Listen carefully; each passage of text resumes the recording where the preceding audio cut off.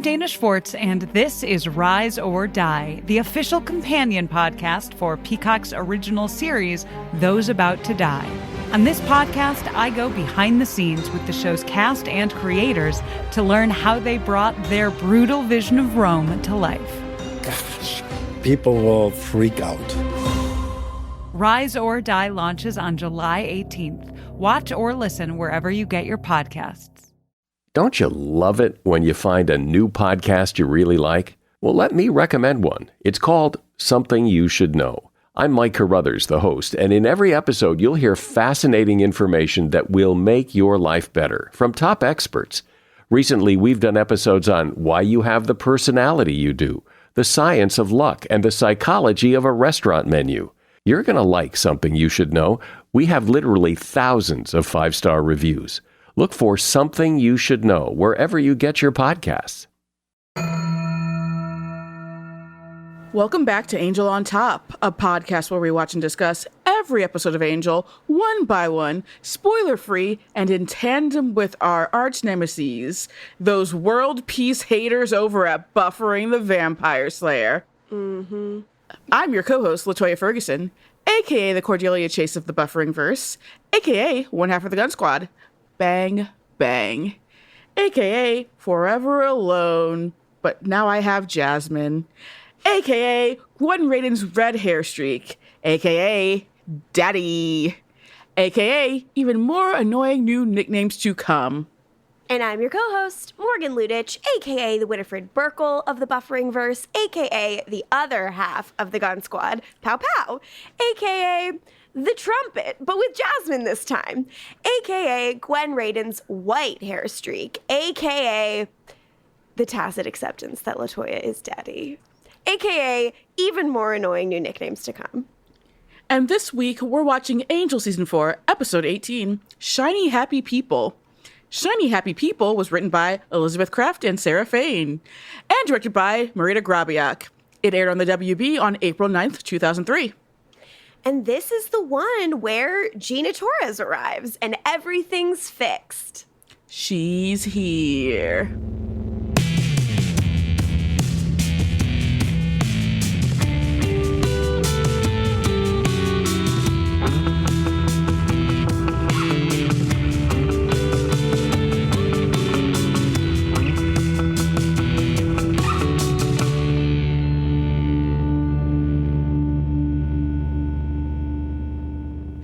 Previously on Angel. Connor, we're having a baby. Yes, we see them thrusting again. They don't know if it's really Cordy or what she's got baking in her oven. We know it's not cookies. It took them long enough to figure it out. Then Connor saves Cordy from her friends. Cordy suggests there's a faster way to bring the baby. Then there's the kidnapping and the murder of the innocent virgin. And then Angel's like, she lied to you, Connor, as the baby's coming. Angel's about to kill Cordy, but out comes a beautiful creature. Angel says, "Oh God, you're beautiful." He's right.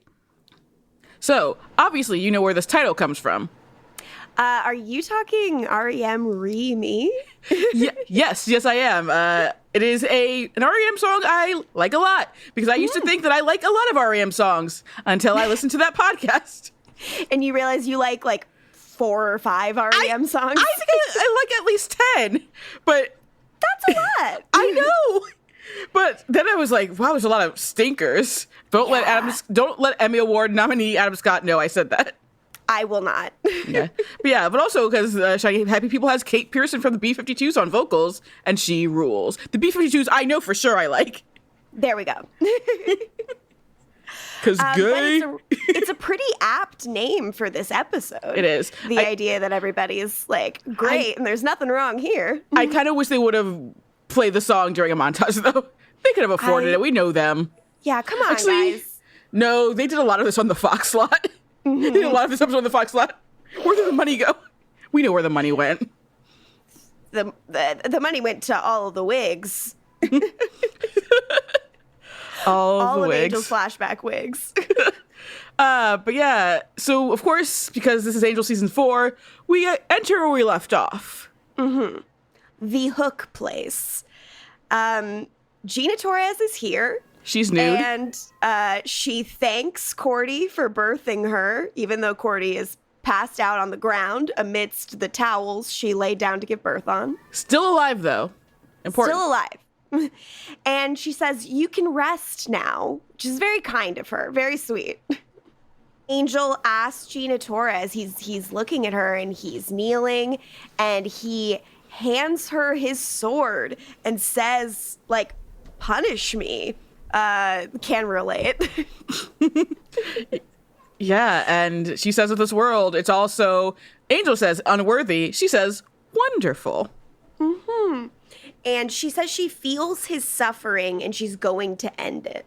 And then she promptly disappears. She does not use the sword like he wants. Boo hiss. Let him die. So we go to titles, we come back. Why do you want Angel to die suddenly? Because he does. I want what Give him what he wants. Give the people what they want. Give the person what he wants. Please. So we go to the Hyperion office. Fred is stress cleaning. Wes and Gunn are downstairs in the basement dismembering Skip with a saw. LOL, R.I.P. LOL, R.I.P. So they're like, either Angel got there too late and the Beast's master gave birth to itself, or he got there in time and had to kill Cordy. Mm-hmm. And they're kind of like Fred's like, would he do that? And Lauren's like, to save the world. Would he really be coming part 2? And it's like, I don't know, is he as cool as Buffy Summers? If suddenly from Angelus was Gina Torres springing from him, from a Kathla, Gina Torres comes out. I don't think Buffy could have done it. I don't know if she could have. Yeah, I think she would have wanted to give Gina Torres a big smooch. And then Connor shows up, and Fred, like, you little motherfucker. Fred reacts the way we always react when Connor shows up. You son of a bitch. Screamed. I was obsessed. Fred is on one this week. She has a sword.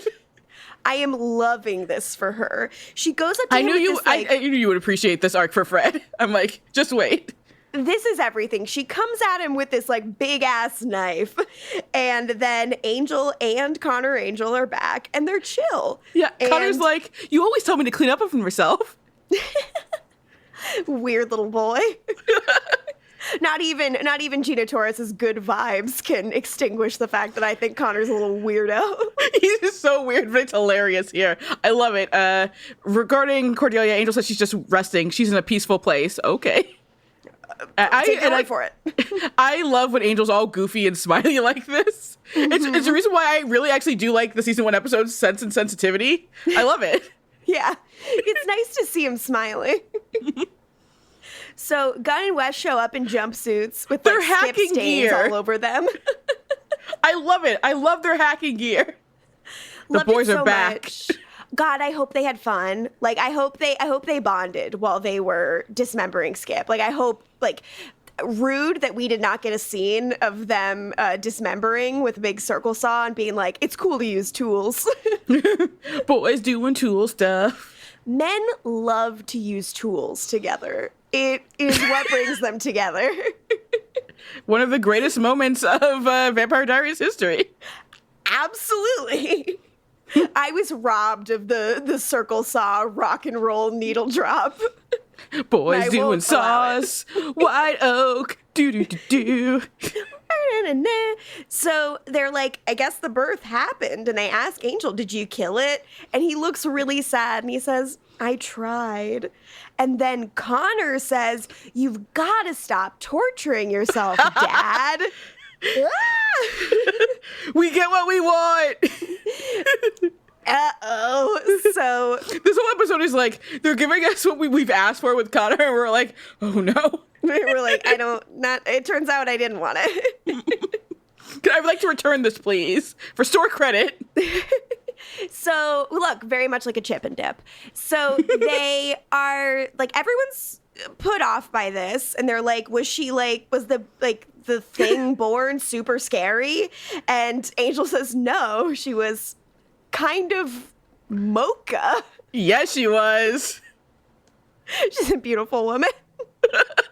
What? He says, we've all been saved, and Connor and Angel want to go find her so they can worship her. Now, for some reason, Wes and Gunn and Fred and Lauren are not on board immediately. Weird. In my notes, I say they're just saying how we all feel about Gina Torres. Yeah. Like, if I saw Gina Torres, this is how I would act. This is how I would behave. And Connor says, she's amazing. You'll go nuts. And we do. When he says I have to say, Kartheiser's delivery of "you'll go nuts." He's just a normal teen now. It's so mildly joyful. Like, what a dang ass freak. So Wes tells Angel, like, this feeling you're having, like, it's magic. This thing is evil. And Wes is like, think about all the horrors that have been done in its name. And I'm like, shut up, Wes. You haven't seen her. She's hot. Fucking nerd. Dweeb. Then Gina Torres shows up fresh out of an Ann Taylor. She's got a little outfit, and she says that everything that was done in her name must be rectified. See, all is forgiven. She didn't like that stuff. Either. She was also watching being like, Cordelia, why? No. Connor, can't you hear the tinkle tinkle? Tinkle tinkle. Because that's the thing I'll note. There is no tinkle tinkle in her scenes. I was like, even her one-on-one scene with Connor, I'm like, there is no tinkle tinkle to be found. There is none. Even when he says something that she said to him, Cordelia always said that to me. And I'm like, that's bad. But I guess it's not, because there was no menacing music. So everybody kneels to Gina Torres as one does. Well, it's interesting to note the order in which they kneel. Obviously, Connor and Angel first, then Lauren, then Fred, then Gunn, then Wes. And then he's like back into Weenie West mode as soon as he does. I just pushed my glasses up my nose for the listener. I think they heard. They go to Cordy's room, and they're like, oh my God, what an honor for Cordy, as they're lighting all the candles. Because it would be an honor to give birth to Gina Torres. And it's like an altar for Cordy where he has like her cheerleading trophy and a photo of her in the trio, a photo of her during her birthday, and just a photo of teen Connor. Who took that picture? He just hands them out. He went to a photographer. He just hands them out. He hands out wallet sizes. He went to a JCPenney. I wish it had a cloud background. Oh my God, that would actually make me so happy. I wish that Cordy and Connor had taken maternity photos. Oh, like, you really want that? Extra ones where like you his want hands that. are on her belly. That's what you wanted to see on the show? That's what I want. Everything you said suggests that's not what you wanted to see at all. Look, I just think that they needed to like commit harder to the bit. That was the problem. Oh, that was the problem. They didn't commit hard enough. That was the problem, in my opinion. So Gina Torres explained she's so excited to be back on Earth, and she was here before man, before good and evil. But then good and evil started to develop. Evil won, but then a new player entered the game. Man. Maybe man will give balance to the war between good and evil. And then it didn't. I have two notes from this story, which is, one, I'm rooting for her. Yeah. And two, she's an Eternal, which is hilarious. She is Marvel's Eternal. Yes, she is an Eternal, and she explains that she and the people like her became observers, just like we saw Cordy doing when she was being up there Just being a like higher the being. Eternals. Just like the Eternals. And she knew she needed to return to Earth because she was seeing all of the suffering and was like, I gotta put a kibosh on this. But Icarus disagrees. I hate this movie. And I've not seen it. I can't believe there's a Marvel movie you have seen that I have not seen. Newcomers with Lauren and Nicole, they just did Eternals for their last episode. So I had to relive it. Oh no, I'm so sorry. They liked it. Well, that's on them. I think it's just because they gave him the sex scene, even though I don't count that sex scene as anything. I call it the Barbie Ken sex scene. Those two people are so hot, though. It's Richard Madden and Gemma Chan, right? I mean, any and all sexiness is eliminated. Ew, by Disney. So, like, she goes on to explain that when Angel did the trials for Darla back in season 2, he did win a life out of it. That life is just Gina Torres' life. And she says Cordy will wake up if they can win the war between good and evil and change the world. No, she says, I think she will, which you're pretty certain about a lot of other things, girl. Yeah, to be fair, you know what she does? She is more vague about it. Look, I mean, I get it. You can't promise what you can't promise. I'm not mad at it. Take what I can get. We then cut to a bowling alley. Oh, yeah. Because she says so much evil has been done in her name, you know, like what people do with their gods. So, and she's, we're going to change the world, basically, finally. It's about fucking time. Like, what is it, season 4? We've been trying to change the world for a minute. Maybe Buffy should come out to LA so she can meet Gina Torres. Yeah, maybe she should. But to be fair, if she came to LA, she'd probably be a real bitch. And I don't know if Gina Torres would like that. All she has to do is talk to Gina Torres and she'll stop being a bitch. I don't know. Is it enough? We'll see. Then at a like Los Feliz bowling alley, a vampire is bowling with a severed head. You know, You'd love to see it. The vampires are all arguing with each other. They're like, you wanted to come to LA because you said it'd be great and there's no sun. And now there's the sun. Like, this fucking sucks. They got there late, the doofuses. They got to the gold rush late. Yeah, like, that's on you. But one of them says he still feels like something big is coming. You're right. It's not good for you, though. And it's Team Angel to kick all of your asses. So Team Angel fights everyone. The most notable thing about this fight scene to me was when that one vampire had 2 bowling balls in his hands and was going to clap them together at Connor's head and crush his head with 2 bowling balls. I screamed out loud. Wes stakes him from behind and he disappears before he can do it, but I loved this. I mean, I love that you just have Gina Torres and Fred watching. Fred's trying to protect her with the crossbow, but she's like, it's fine, we'll be good. And so you just...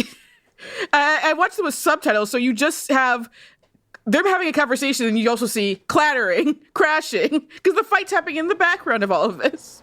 Yes, it's great. And Gina Torres says she needs a name. And I'm like, your name's Gina Torres. Don't you know this?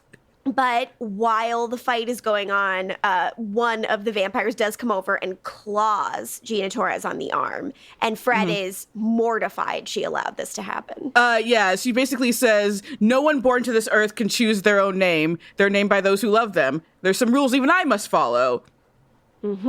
Which, I mean, like, seems like a pretty big deal because she seems like quite the higher being. I mean, what would they call her back in the day? Yeah. I guess we don't know. So outside, Angel like runs out after the guy that clawed Gina Torres. Yes. And very important for, because they don't say the exact reasoning behind the seeing her, but it's all established here. Right. So Angel kills this vampire in front of a ton of people. Yeah, you know, like just the bistro that sits outside the bowling alley. You know, on the Fox lot. That kind of bowling alley bistro you're always going to. And in the process, the vampire crashes into a man on a date and also gives him a little scratch on his chest, played by television's own Sam Witwer. I screamed when I saw him. He's here. Our boy. The love of my life. I was so excited to see him, even though he's behaving very badly. Yeah. Also, yes, he is the love of our lives. You might think, what about Ken Marino? What about Chris Palaha? No, Sam Witwer. What about Jeffrey Dean Morgan? No. So, Gina shows up. Everyone's kneeling when they see her. They freak out. Yeah, we're still like down too. No one seems to care to check on him. Nobody. And she's like, look, I'm going to give everyone peace. But then Sam Witwer rears his beautiful head. Oh, wait. Before Sam rears his beautiful head, we have to talk about the other appearance in this scene. Which one? So, people are talking. It's like, oh, wow. And there's this lady says, oh, my life, so empty. That's over now, right? And I'm like, I know this voice. She's blonde, but I know this voice. Uh-huh. That's Annie Wershing, a.k.a. Mama Salvatore of the Vampire Diaries. I know that voice. I got so angry just hearing her, even though I'm like, yes. I didn't recognize her as a blonde. Oh my God. Yes, I was like, holy shit, is that Annie Wershing? And it is. Look, everyone's going out to the bowling alley bistro. All of the stars. All of your favorite actors from genre television are at the bowling alley bistro ordering a chicken piccata and then bowling some frames.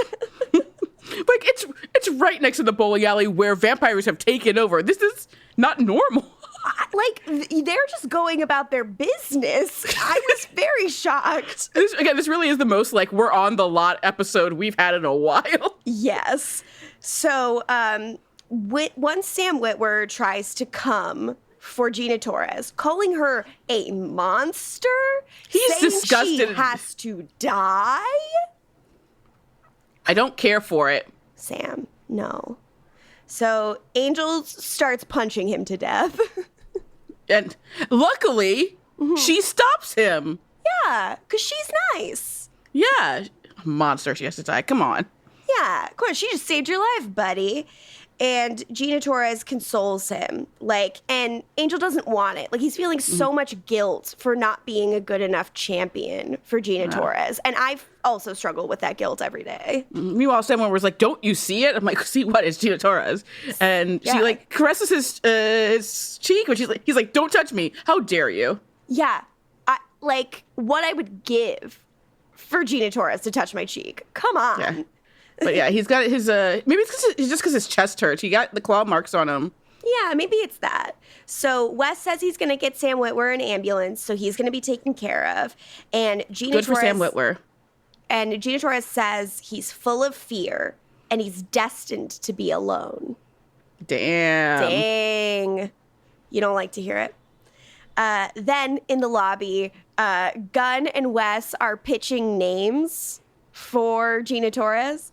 Gunn's pick is Helen. And Wes likes it. I immediately, even though he explains what it is, I'm like of Troy, you're going to fight over this woman too? You two, be peaceful about this.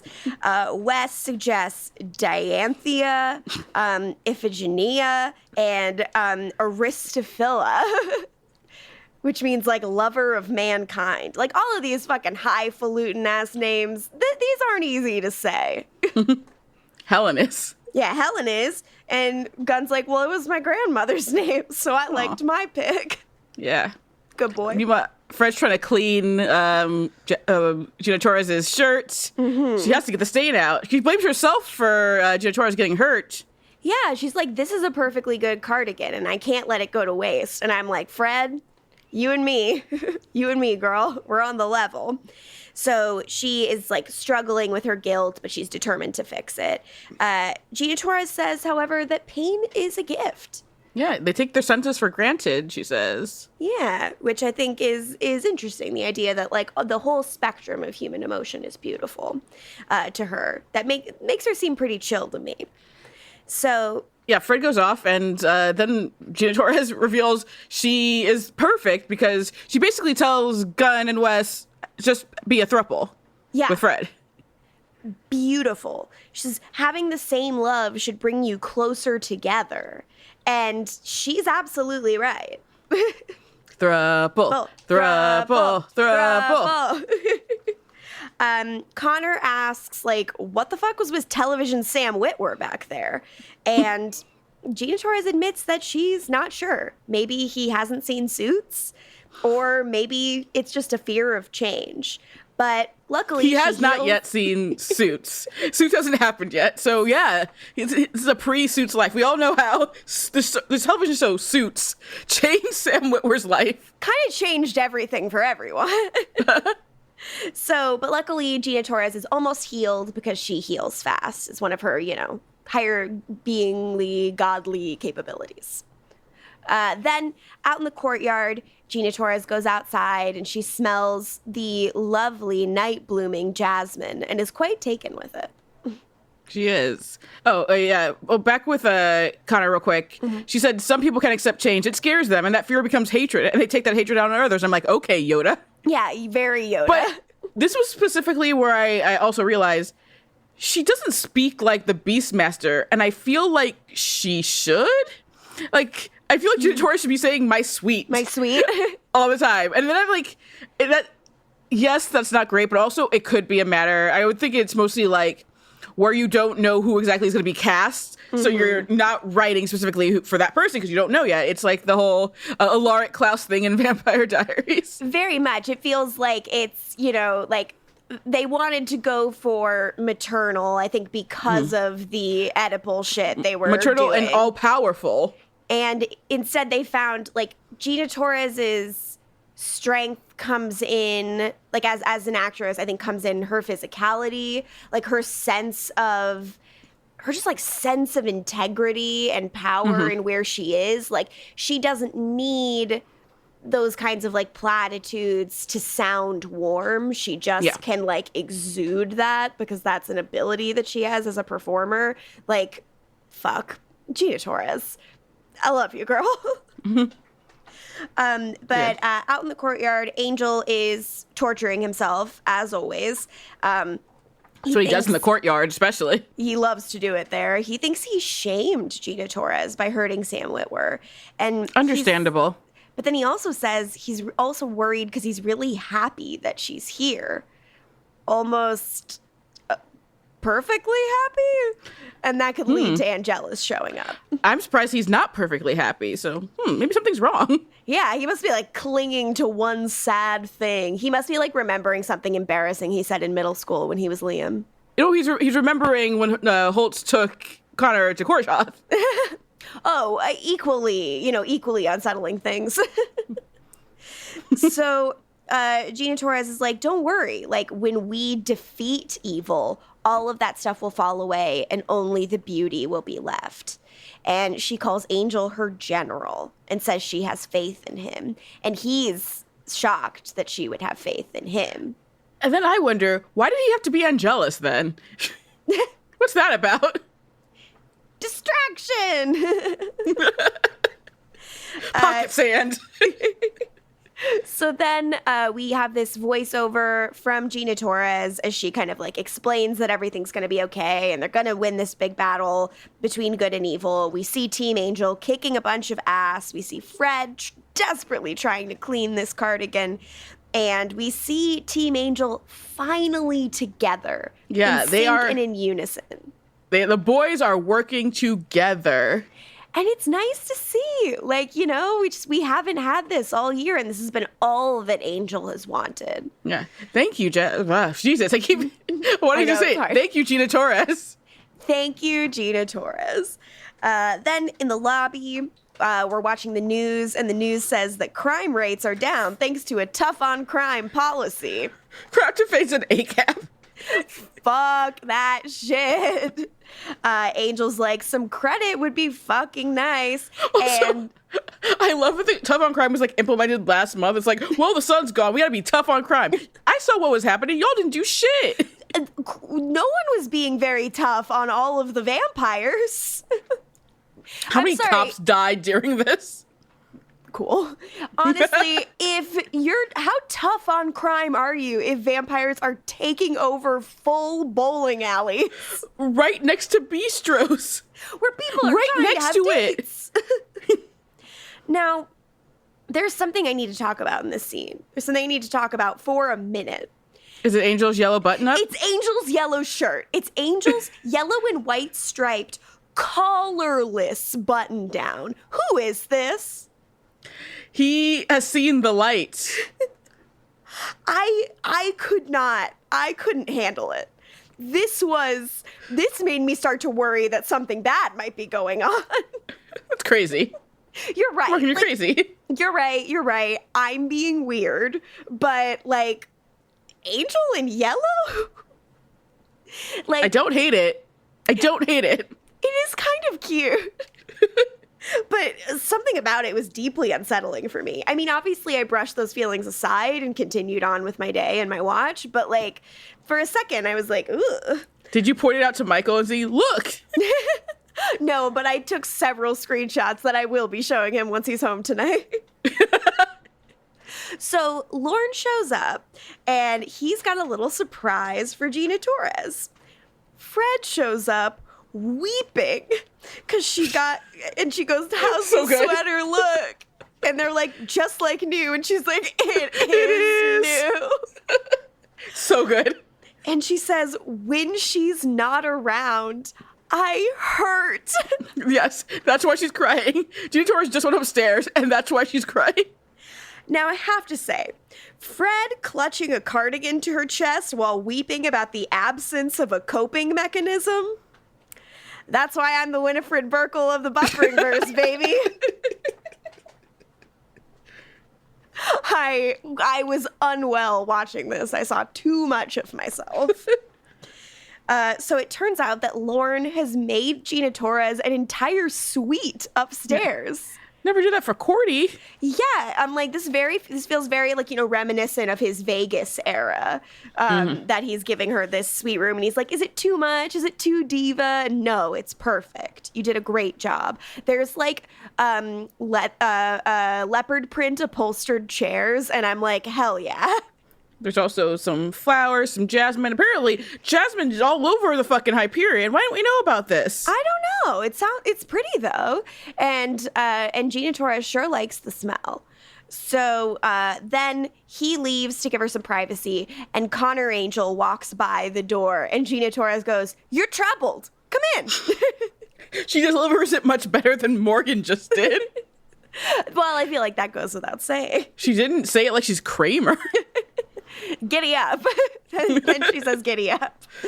So she tells Connor Angel that he can tell her anything. And she's like, Cordelia used to say that to me. And for a second, I'm like, Kill Bill sirens intensify. And But no sirens, no tinkling. And then I'm like, actually, that was Gina Torres telling you that. So Connor Angel, like, he's like, now that he like understands why he existed and that it was all a part of bringing Gina Torres into the world, that does give him some peace. Some. And I think it's worth noting that even with someone who is bringing so much peace to everyone, he still feels like something's wrong, like there's a hole there, which has been his thing all season. Yes, and he says he doesn't feel like he deserves the newfound peace that he's managed to get because of all the bad things that he's done. Yeah. He's like, I've done things, I betrayed my dad, hurt people, and yes, we have said that, but also, like, we want him to not be unwell. Yeah, like, I am willing to grant some leniency based on his pretty unconventional upbringing. Really? What was unconventional about it, Morgan? Well, he was in a hell dimension, being raised by a British melting candle. British. Slux. Young Stephen. You will be called Stephen. This is your mother. Forget about her. Never remember Justine. Daniel. But he told Gunnar nothing about Justine. Not one word. Nothing's funnier than that. Like, I'm sorry, but nothing is. Like, she threw it all away for that man, and he could not have cared less. I love it. Love it so much. You really are a slave, Justine. Good gravy, Justine. So Gina Torres says, you deserve all the happiness that I can give you. You know, she wants the best for him too, much like we do. Then Fred comes in. Yeah, we've never said a bad thing about Connor Angel. Never. And then Fred comes in, ready to give Gina Torres the new sweater, only something really fucked up happens. Well, Fred says something too, right? What's the exact line she says? Because that's part of the thing. Oh, or she scrubbed the original sweater until her fingers bled. But then she had to get a new one because I guess she was getting her own blood along with Gina Torres's blood all over the dang thing. It's a lot of blood mixing. Yeah. Sexy. So, now she sees something when she looks at Gina Torres, and what she's seeing is not my beautiful Gina Torres. I definitely have never seen Gina Torres look like this. I've seen a lot of Gina Torres' work. Yeah. I've seen both Matrix sequels, and she did not look like this in either of them. I've seen Suits. Watched Pearson. Pearson shouldn't have got canceled. I've seen Firefly. Yeah, I've seen Serenity. Yeah. Hannibal? Yeah. None of these times did Gina Torres look like this. What Fred... Saw her on Vampire Diaries? Hell yes. And what Fred sees is like a rotting face with not Gina maggots Torres living in it and like not Gina blood Torres and stuff. Definitely not Gina Torres. I do not understand what's going on here. This is worrying. Do you think that Lawrence Fishburne would have wanted to lock that down? No. I don't think so. I mean, they're no longer together, but you know what I mean. But yeah, I do know what you mean. So Fred gets so upset by what she's seen. But I would be upset too. She's seeing things. And obviously no one around her is seeing anything, and she doesn't want to freak anyone out. So she kind of just like seems to play it off like she was struck by the thought of what if Gina Torres wasn't around. And she... Understandable. And you know what? I gotta say, good acting from Fred, actually. Very good job. And she leaves to count her blessings. And she's so nervous and giggly. Like she's Morganing. I love because the whole gang shows up and like, Wes is like, why are you crying? She's right there. It's very funny. Yeah, I got to say, like, docile Wes is so funny. So then in Cordelia's room, now this is where it starts to get hard to support Fred here. Yeah. So Fred goes to Cordelia's unconscious body. Let her sleep. Let her fucking rest. She gave birth to a beautiful woman. Beautiful mocha woman. Yeah. She's been through some things this season. I don't know if you've seen, Fred. I know no one's noticing anyone's shit, but like... She gave birth to a beautiful mocha adult woman on a bunch of towels on the ground in a place full of hooks. Let her sleep. So Fred says, what if Lauren's vision before like everything got sucked out of his head was true and something bad is here and we can't even do anything about it? She says, before she can kind of continue, Angel comes in his yellow shirt. Yes. And he's like, God, you know, like, I get what you mean. Like, I know we were led to believe this horrible thing was coming. I mean, I almost killed Gina Torres when I saw her. And isn't it kind of nice to be wrong? Yeah. Like, it is nice to be wrong when it's a good thing. He says, it seems like a lifetime ago I'm almost killing her. And I'm like, that's the way season 4 works. It was yesterday. And I'm like, yeah, Angel, time moves a little differently in season 4. Try to catch up. But yeah, Zen Angel is so good. I love it. I love when Boreanaz does this. Absolutely the best. So Fred is like, isn't it weird we just do whatever she says? And Angel doesn't seem to think so. He's really happy that the constant questioning is over. This is what he's always wanted, you know, to be free of the torture that is his existence. No longer feeling conflicted because, you know, you've got peace and you know this is good. Yeah. Sounds good to me. I haven't heard a damn tinkle tinkle. Yeah, I have not heard any scary music, so I assume everything's fine. I knew what was bad because of Cordelia and the tinkle tinkle. There is no tinkle tinkle here. So everything's okay. God, Fred. God, Fred. But Fred clearly, she's hearing a tinkle tinkle of her own, I guess, because she goes to a hospital. She pretends to be related to Sam Witwer, and it turns out she was just acting so well and not here. The woman who runs the desk at the hospital will tell anyone just anything, I guess. It turns out Sam Witwer was transferred to the psych unit. So Fred has to go there, and she says to him... Well, first of all, he's strapped to a bed, hot. Even with that hair, I'm like, yeah. Yeah, no, I mean, honestly, the hair was a feature, not a bug for me. He's in his Penn Badgley era. He is in his John Tucker Must Die Penn Badgley era. Yes. And again, feature, not a bug, in my opinion. Yes. So Fred says, what you saw when you looked at Gina Torres, I think I saw the same thing. Ugh. I don't like this. I don't like these Gina Torres haters getting together and giving each other ideas. He says he has no history of mental illness, but who's to say? So he also says, don't let it touch you, and reveals that a side of his face, the side that Gina Torres touched earlier, is all gnarly and fucked up. Did he go to Chernobyl? Like, maybe that's something. Yeah, probably he's just not admitting that he recently vacationed in Chernobyl. God, Sam Witwer, you fucking liar. But he's like, get me out of these bed straps because I'm gonna kill Gina Torres. No. No, buddy. Sam Witwer, we love you more than anything, and we cannot allow this. We can't support this kind of behavior. He says, if Fred saw it, then she's been called. They have both been called to do this.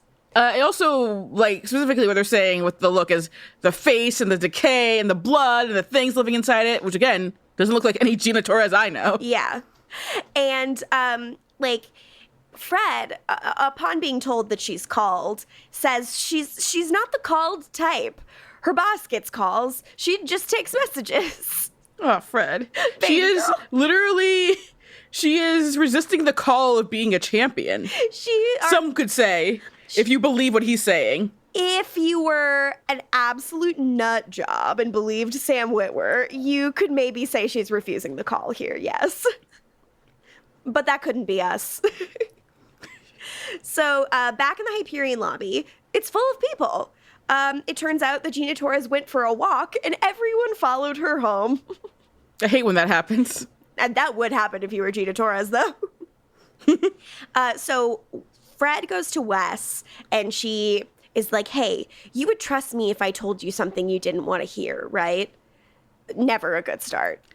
Well, it also makes sense that she would go to him for help. It's not like a whole Wes versus Gunn thing. It's like I said, Wes was the last person to kneel for Gina Torres. Yes. And Wes, she tells him what she saw, and Wes believes she saw it. Specific wording there. And then Fred's like, cool, I knew that I could tell you. And he sees something and says something. Well, yeah, 'cause she's like, yeah, I saw Sam Witwer, and we talked about it, and we agreed. And then he's like, oh, okay. Bye now. And he goes and he tells Gunn because due to Darity.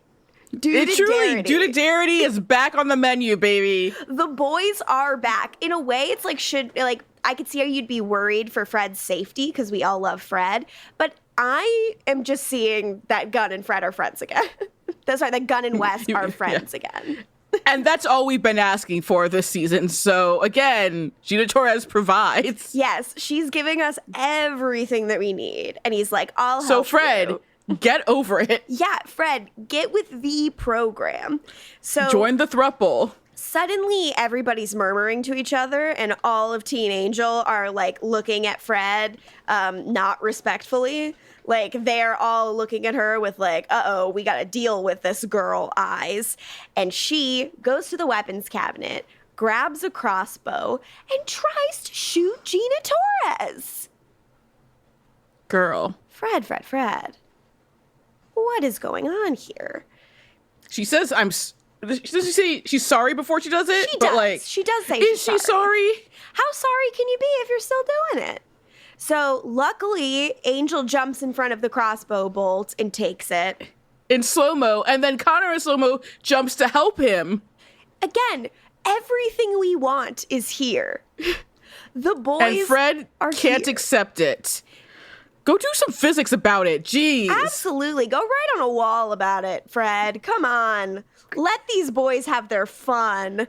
So Fred then takes Lorne hostage by putting a knife to his throat. And Gina Torres says there's no... Mm-hmm. It's not the first time she's done this. She did this with Darla, too. But this time she didn't reveal that she's not going to actually do it. She loves doing this. But Gina Torres tells her, like, there's nowhere she can go that her love won't follow, which I think is a beautiful sentiment. Fred doesn't seem to think so, though, because she runs away. Fred, come on. But yeah, Gina Torres just says, let her go, since they've gathered here in peace. Yeah, and we can't let, like, Fred's desire for violence take that away from us, which I think is very reasonable. Yeah. Fred drives away. She cries alone in her car. She does not call Willow. Now, can I play devil's advocate for, like, 1 second? Okay, go on. I know, not always a good thing, but if I were Fred, if I believed that everyone was brainwashed, again, like thinking that Gina Torres was good and she was actually bad, which is absurd, but whatever, I might call for help from people who had not yet seen her. Perhaps from people who've helped you in the past. People like Willow. Where's Gwen Raiden, actually? Call Gwen? I mean, I don't you can't call Gwen because her electric powers make it impossible. Well, I think she's trying to be normal now with her. Oh, what's the girl's name? Lisa? Is it Lisa? Lisa made her normal now. Then why don't you send Gwen Raiden a little electronic mail, Fred? Lisa went back to the Caribbean to go fuck Nick now that she can. Good for her. You know what? Don't bother her then, Fred. Call Willow. You can interrupt Willow and Kennedy. I have no issues with that. You can box block them. All you want. So then in the lobby, Wes says, wow, I can't believe Fred's evil. Me neither. Actually, Gunn says, should have seen it coming. Yeah. And Angel... Lauren calls her a homicidal maniac. Yeah, they have turned on Fred pretty dang quickly, but I mean... Just as we have, drastic actions. They we gotta do it. So... we gotta do it. You gotta do it. Angel brings Gina Torres some Jasmine, and he's like trying to soothe her because she likes the scent so much. And she is just like, they're determined to all find Fred. Angel says, why didn't I see it? And they posit that maybe Sam Witwer made her do this. And yeah, they do. Both Gunn and Cutter thinks that Sam Witwer fucked with her head. And naturally, Cutter's like, magic. He did magic. And you know what? I actually liked him blaming magic for once. For once, Connor does it right. And they kind of decide that they maybe have to kill her. They all say there's no other way, but it's actually Gina Torres is like, no, we have to try to help her get to the root of her hate. Yes. See, now, everyone else is jumping to conclusions, but Gina Torres, the voice of reason, she doesn't even want Fred dead, and Fred tried to kill her. Does that sound like someone who's evil to you? Nope. No. But yeah. She says, tomorrow will be easier than today. We'll have eyes everywhere. Good. Sounds cool. Then the next day at a diner, Fred is sitting at the bar. At the diner. It's like the diner, right? I think so, yeah.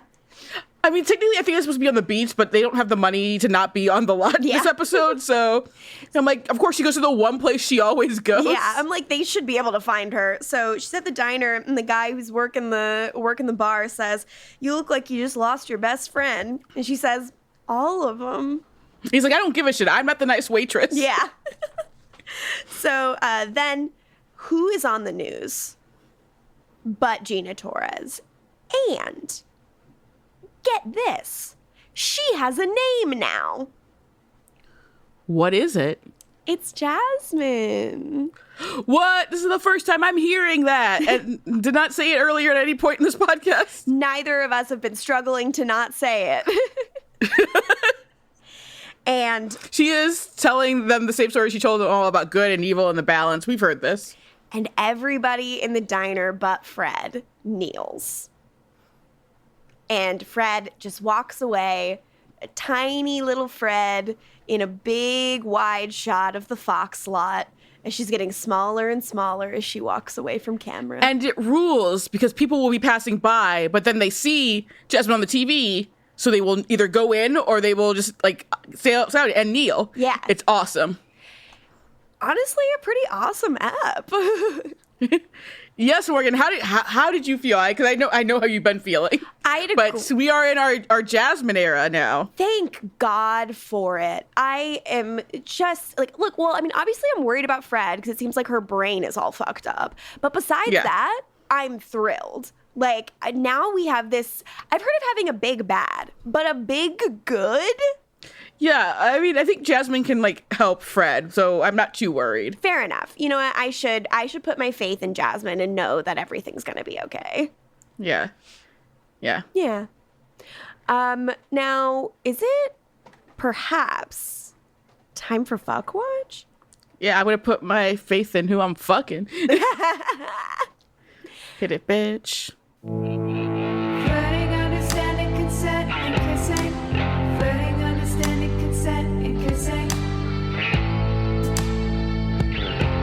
Fuck watch. Who you fucking? I am fucking Sam Witwer. I know that yes, of course. I know he's all fucked up. And like I can change him. But I can fix him. I can show him the light. I can help him come to love Jasmine. I hope no one is surprised when we both pick Sam Witwer. Yeah. Like if you Penn Badgley asked Sam Witwer, okay. Yeah, done. Done and done. No matter how bad he is. I would have unstrapped him from that bed. Look, I might have left him strapped down for a little bit. With his consent. You gotta watch Being Human, dude. I know. He likes to take off the shirt in the show. Oh boy. So, and that's Fuck Watch.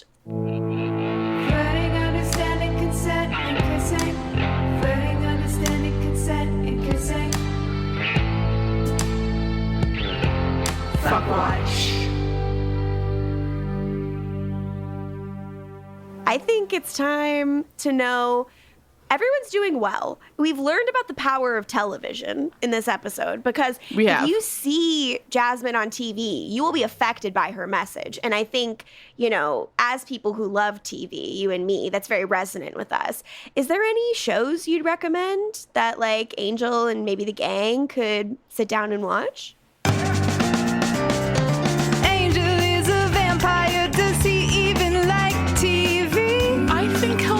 WB. They got that hot teen drama to ease the pain and trauma, and here's the episode that he needs to see. Oh,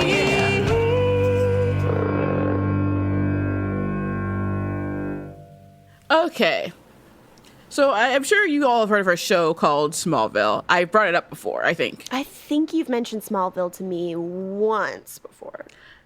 So I for some reason I don't know why, but I feel like I'm not going to suggest the REM soundtrack episode of Smallville, but like maybe just Angel and company should watch Allison Mack's life. Something about cults. I don't know why, but I just have a strong feeling that they should do that. So it's the NXIVM documentary? Yes. Both NXIVM documentaries, actually. All right. Look, I don't get it, but I trust you. Thank you. Well, I guess that's WB. So that's kind of our ep. Fred obviously leaving things in not such a good place, but I think Jasmine being around is very promising. Yeah. It's nice to see everyone smile. What color is Angel gonna wear next? Orange? Ooh, he might do an orange. I think he might do an orange. Ooh, I hope he does an orange. Ooh, what about a light green? Like a sage green? He's done a light green before, I believe. I think that's season 3, early season 3. He was wearing some nice colors. How about a baby blue? Ooh. Would love to see him in a baby blue. Oh my God, what about a pink? Yes, I was thinking pink. A pink would Let be me see him in a pink. Cute. Pink that man up, yes. baby. This is what we need. And I feel confident that we're going to get it, given the way that things are trending. What a tight, streamlined episode. Yeah. I think of the recording. Yeah, I mean, we've... How? Well, that's so just the Kristin's power of Jasmine. Well, any final thoughts on this app before we close it up and do plugs? In Jasmine we trust. In Jasmine we trust. Beverages. We're toasting. Clink. Clink. All right. Well, you can follow us on social media at Angel on Top Cast on Twitter and on Instagram. You can follow us on Patreon by going to angelontop.com. There you can have access to ad-free episodes and also our new and exclusive to Angel on Top and Empire Diaries patrons mini-series, The Cole Turner Cast, where we are talking about the one and only Cole Turner of Charmed. We'll be dropping our first episode on August 12th, and we have some live watches planned, so check that out. You can follow me on social media at Lorgan Mutich on whatever platform interests you. And LaToya, where can the people find you, and should they? You can find me on Twitter at GinaTorres. Yeah, baby, you heard it here first. And without any further ado, you are now checking out of the Hyperion. Ding, ding.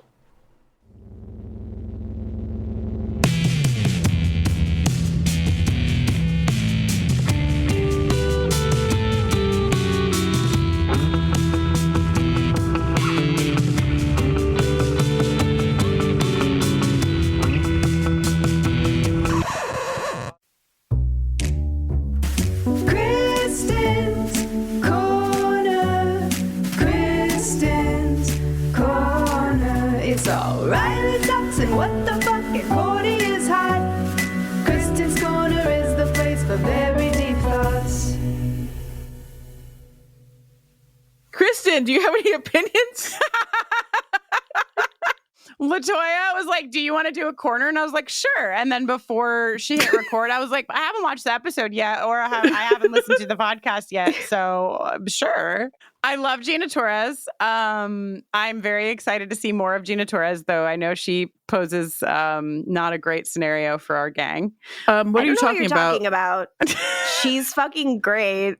She's never done anything wrong. Cool. And she rules. Great. And both Sam Witwer and Fred are wrong. Great. Yeah, everyone who doesn't like her, like these two like little weirdos who have not bought into the vibe, like they're just trying to ruin the cool, awesome energy that Gina Torres is bringing. I see. It's good that we had this conversation before I watched the episode so that I can go in really ready to battle all negative opinions of... Yeah, you were sold a bill of goods. I don't know who's been lying to you about her. Yeah. But yeah, I wanted to quote the specific line from her, which is, "With my help, all things are possible. There will be no doubt, no worry, no fear, for you will know you cannot be beaten." And I was thinking, no doubt, no fear. No fear, no doubt. So they brought Buffy out of heaven. Gina Torres provides heaven for our friends. And so, Kristin, I don't know why you thought bad things of her. I know. Yeah. I mean, Kristin, who told you these bad things about Gina Torres, and will you report them to me so that I can go find them? I will. I just thought that Gina Torres was going to do Jenny? something. I just thought she was going to do something bad. Was it Jenny? Did she tell you this? Was it Jenny? Is she It was Jenny, you? wasn't it? It was Jenny. It was Jenny. I'm going to find her. But it was Jenny. Jenny, we will find you. Jenny, you're on notice. Yay! Everyone hates Jenny. Everyone loves me. Kristin's Corner. Kristin's Corner.